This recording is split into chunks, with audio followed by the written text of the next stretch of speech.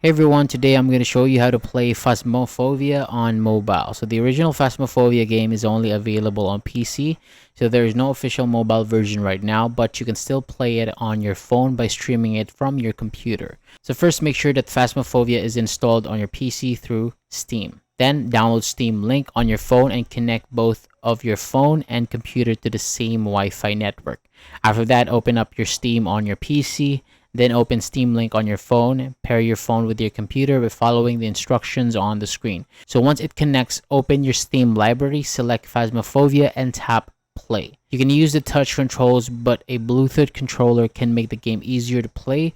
Also, make sure that your internet connection is stable so the game runs smoothly. So that is how you can play Phasmophobia on mobile by streaming it from your PC.